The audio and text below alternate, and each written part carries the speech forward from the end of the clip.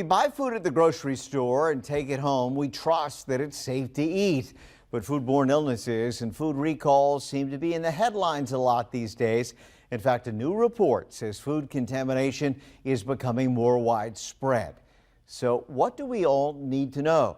New at 6, Macy Moores has some answers in this On Your Side Safety Team Alert. It could be deadly. Food contamination is becoming more widespread and in many cases severe. According to a report published by the Public Interest Research Group, most illnesses in 2024 were linked to just 13 outbreaks. That's despite more than 300 food recalls last year. Here in Virginia, the Boar's Head facility in Jarrett closed its doors after 9 people died from illnesses related to a listeria outbreak in 2024. 19 others died across the U.S. last year from an illness related to contaminated food, double the number from 2023. Researchers say salmonella, listeria, and E. coli were the most common reasons for food recalls.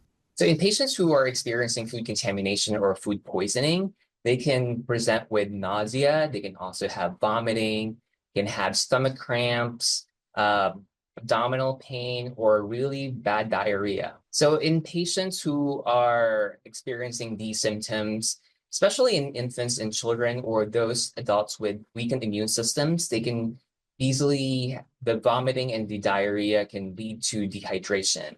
And so that fluid needs to be replaced to avoid further complications. Health officials say safety starts at the grocery store. Local dietitian Katie Hadley says first, you should always inspect an item's packaging. So for example, if a can is dented, a seal is broken, something is bulging, that indicates that that barrier has likely been broken and there could be a higher risk of contamination. Hadley says always choose fruits and veggies that aren't damaged or bruised. Just look at the quality, pick up that little carton of strawberries, and of course look for things like mold, discoloration, anything like that. She also says to keep them separate from raw meat, poultry, and seafood in your shopping cart and grocery bags. As for meats, Hadley says be sure you're paying attention to the internal temperature when cooking. Right, a raw steak is going to be at a higher risk than a well-cooked steak, but you can do a quick online search and see all the different types of meat, what internal temperature they need to reach, and you can use a meat thermometer along the way. Another way to avoid foodborne illness,